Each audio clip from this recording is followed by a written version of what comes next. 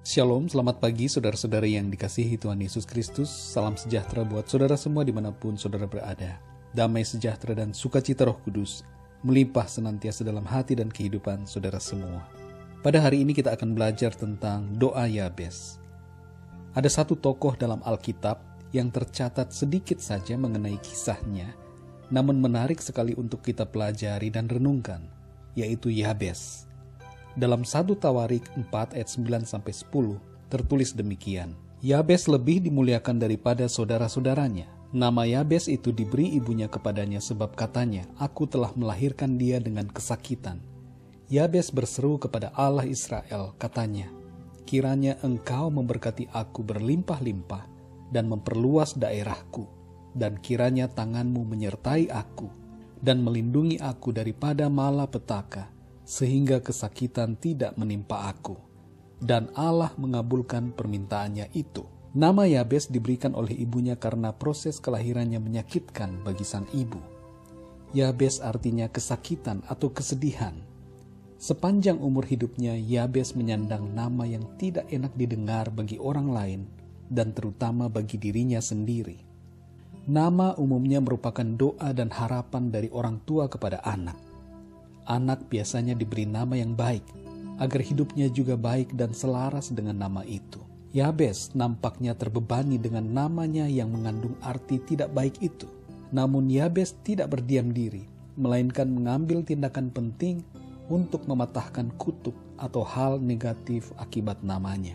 Doa Yabes terdiri dari 4 bagian. Pertama, Yabes meminta Tuhan untuk memberkati dia.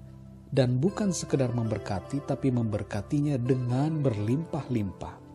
Kedua, dia meminta Tuhan untuk memperbesar wilayahnya, atau dengan kata lain meningkatkan tanggung jawabnya.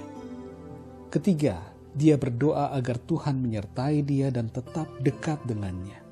Terakhir, saudara, yang keempat, Yabes meminta agar Tuhan menjauhkannya dari bahaya, sehingga dia terbebas dari kesakitan. Doa Yabes nampaknya terkesan egois, hanya bagi dirinya sendiri. Tapi sebenarnya tidaklah demikian. Doanya mengandung tanggung jawab terhadap orang lain. Berkat yang ia minta berhubungan dengan tanggung jawab terhadap orang lain di sekitarnya.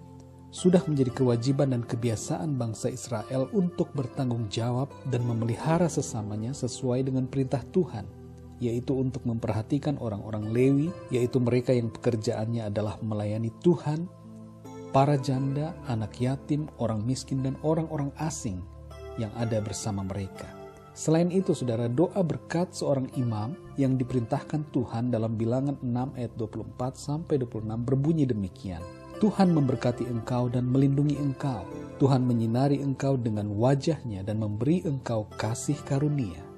Tuhan menghadapkan wajahnya kepadamu dan memberi engkau damai sejahtera. Tuhan sendiri ingin memberkati umatnya, ingin memberkati pribadi-pribadi yang percaya kepadanya. Jadi saudara yang dikasihi Tuhan, doa Yabes tidak bertentangan dengan firman Tuhan, melainkan selaras dengan kehendak Tuhan. Dari kisah doa Yabes kita dapat belajar beberapa hal.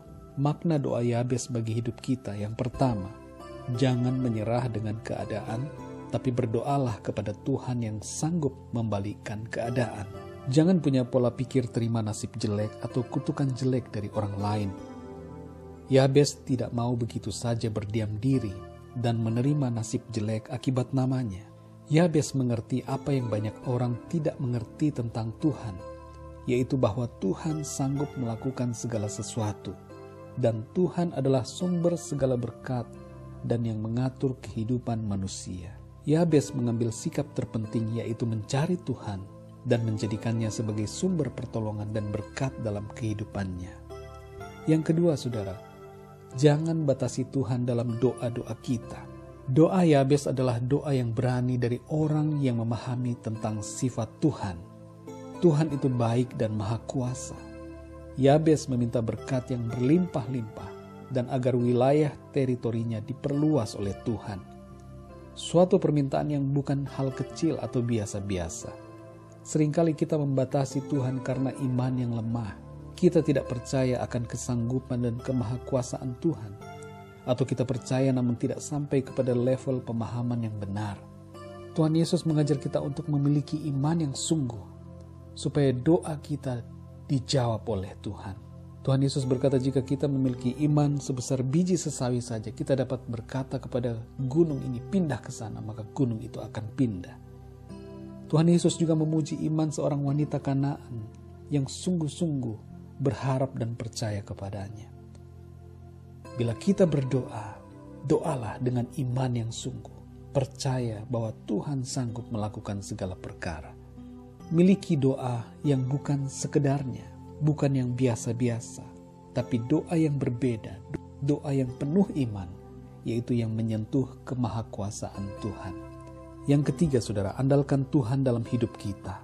Ketika kita ingin meraih tujuan dan prestasi, kita harus memiliki Tuhan di pihak kita, dengan cara selalu bergantung kepada Tuhan dan mengandalkan Dia dalam segala aspek kehidupan kita. Yeremia 17 ayat 7 berkata, diberkatilah orang yang mengandalkan Tuhan, yang menaruh harapannya pada Tuhan. Jangan andalkan manusia dan kekuatan sendiri, sebab dalam Yeremia 17 ayat 5 tertulis, beginilah firman Tuhan, terkutuklah orang yang mengandalkan manusia, yang mengandalkan kekuatannya sendiri, dan yang hatinya menjauh daripada Tuhan.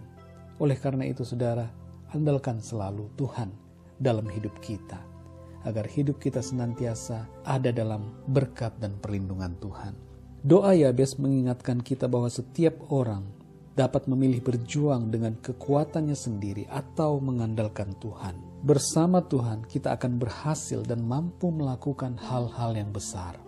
Saudara yang dikasihi Tuhan, Yabes dengan jelas tahu dan berdoa khusus kepada Tuhan yang bisa melindunginya dari kejahatan dan kesakitan. Di akhir ayat itu jelas bahwa Tuhan menyetujui doa Yabes dengan memberikan apa yang dia minta dalam doanya. Doa Yabes juga merupakan gambaran yang jelas bahwa Tuhan setia dalam melayani orang-orang yang mencari Dia. Firman Tuhan berkata, carilah Tuhan, maka kamu akan hidup. Saudara yang dikasihi Tuhan, Yabes memberi contoh yang bagus tentang bagaimana Tuhan ingin agar setiap orang datang kepadanya melalui doa yang tekun dan penuh gairah. Tuhan menjawab doa kita saat kita mempercayai Dia. 1 Tawarik 5 ayat 20.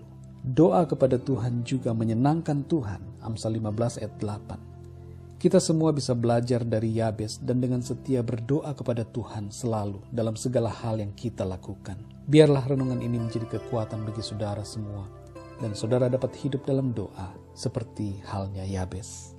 Berkat dari Allah Bapa, kasih karunia dari Tuhan Yesus Kristus, dalam persekutuan dan penghiburan Roh Kudus, tinggal bersama saudara semua sekarang ini dan selama-lamanya. Selamat beraktivitas dan sampai jumpa dalam renungan yang berikutnya. Tuhan Yesus memberkati. Haleluya.